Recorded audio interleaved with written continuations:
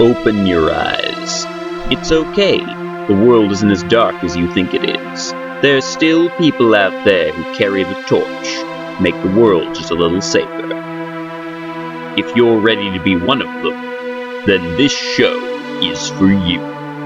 Coming to you from a glorious, undisclosed location, I'm Three Dog. Oh, and you're listening to Galaxy News Radio, bringing you the truth no matter how bad it hurts. Today's episode continues our survey of the state of the weird and randomly selected communities I've passed through in my worldly travels. Again, a note to all the would-be big brothers out there. Y'all would have a hard time picking out my path from the order of these presentations. Instead of tracking little old me, why don't y'all do something useful instead? Plant some trees, volunteer at a homeless shelter, release all those human test subjects you have laying around. You know, do some good. Today we'll be talking about the state of the vigil in Twin Falls, Idaho. But first, a super important public service announcement. It's come to my attention that there are other members of Network Zero that doubt my legitimacy, thinking I might be some corporate shill sent to confuse you. Well, to those that doubt me, let me say, good attitude. Remember, folks, the network works best as a human content filtering system, a Reddit of the hunter community, if you will. By questioning my reports and others, we can work together to drill down to the essence of what's really happening. Sure, I might be a shill. AM 166.6 could be a shill. Both of us could be. Who knows? I'll tell you who knows. The brave hunters of the network who go out there and investigate our information, double-check our findings, corroborate our reports with their own. The shills can discredit one or two of us, but the more of us shining a light on a given shadow, the less chance that things that live there can hide. That is the power of the network. AM 166.6, y'all got heart, I'll give you that. Keep fighting the good fight. But please, get yourself an alternate funding source, okay? If Billy Bob doesn't lay low fast, he's gonna have a heck of a suit infestation. Be careful. On to our main story. Twin Falls is a relatively bustling urban center in southern Idaho with a population of around 44,000 people. Unlike the last town I talked about, it actually boasts its own Walmart and a bit of fascinating history. More recent historians will remember Evel Knievel's unsuccessful attempt to jump over the Snake River Canyon, but the more interesting stuff comes from before. The Twin Falls area has always been a bit of a Native American hotspot, and anthropologists have dug up some of the oldest recorded artifacts in the nation in the Twin Falls area. The first folk that had written language that foughted their way uninvited into the Snake River area did not have a good time. Most of their expedition didn't make it out alive. Most of the survivors' stories suggest their compatriots were lost in the rapids. But dig around in the archives long enough and you'll find tales of bodies with massive claw marks washing up on shore, terrible spine-tingling howls in the night, and folks waking up in front of cooking pots, not remembering how that tree got knocked down. More modern, brave netsos have all but confirmed it, and you know how odd it is to confirm something like this. Twin Falls is werewolf country. The dominant hunter group in the location, I'll call them the Blue Collars, had a lot to say about it. Stay the hell off the north bank of the Snake River, especially after dark. Fortunately, barring a rather suspicious country club, the North Bank is pretty damn bereft of humanity, and the Blue Collars have set up a heck of an impressive protection network in the city.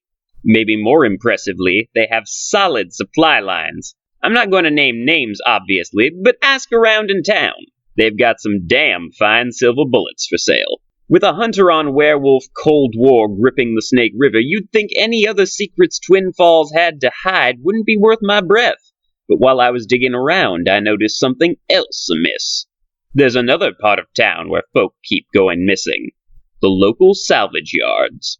Now, that wouldn't be much of a story if that's all there was to it. Yeah, junkyards are dangerous if you're not careful, and dangerous people try to hide in them, but I snuck a camera or two inside, just to be safe. Most of the footage is pretty boring, nothing to write home about. But I swear, I saw something moving in those trash heaps. Something big. Something more metal than flesh. The video's dark, I admit, but if any folk want to take a closer look, it's attached to this cast. There may be something truly terrible hiding in those rusted heaps of chrome. If anyone wants to dig into what it is, I wish them luck. Moving on, it's that time again, folks. That's right, you heard me, it's time for Conspiracy Corner! Hooray! This is the section of the show where I clue you in on all the latest rumors that have been floating around the internet. Note, no quality assurance on these stories, but all of them probably have a grain of truth. Let's start with another werewolf story, this time from South America. Brazil, a beautiful country with more than its share of problems, kinda like the US. But anywho, recent reports from local logging communities have included a startling number of missing loggers. Claw marks and signs of forgetfulness point to our old furry friends, though I'll admit there's nothing conclusive. Here's the really weird part, though. The loggers that went missing? I've seen stories of natives, blacks, even an Asian or two vanishing into the woods. But despite a strong European presence in the logging community, I haven't heard of a single white logger going missing. Seriously, it doesn't add up. What, do we have Nazi werewolves on our hands? Your guess is as good as mine. But let's talk about something very near to and despised by our hearts. Internet ads. Now, clicking on those damn things, even by accident, is the single best way to give your computer syphilis short of logging into eBaum's world. But some of them, especially those on more loosely affiliated Network Zero forums, have been getting weird, promising supernatural protection for a price. Now, I sure as hell don't plan on busting out the PayPal information anytime soon, but two brave network souls, or shills, I can't say which, recently reported managing to hire someone through these ads. They were extremely sparse on details for posters of ours. I have to say I'm more than a bit creeped out by that.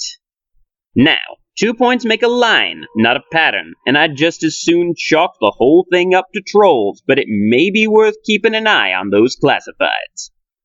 And of course, as is traditional, our final story, the end is nigh. That's all the show we have for you tonight. Remember, keep your eyes open, your guns loaded, and your cameras rolling. The truth is out there, folks. We just have to keep searching for it. Galaxy News Radio is brought to you by Network Zero. Network Zero, the secret frequency.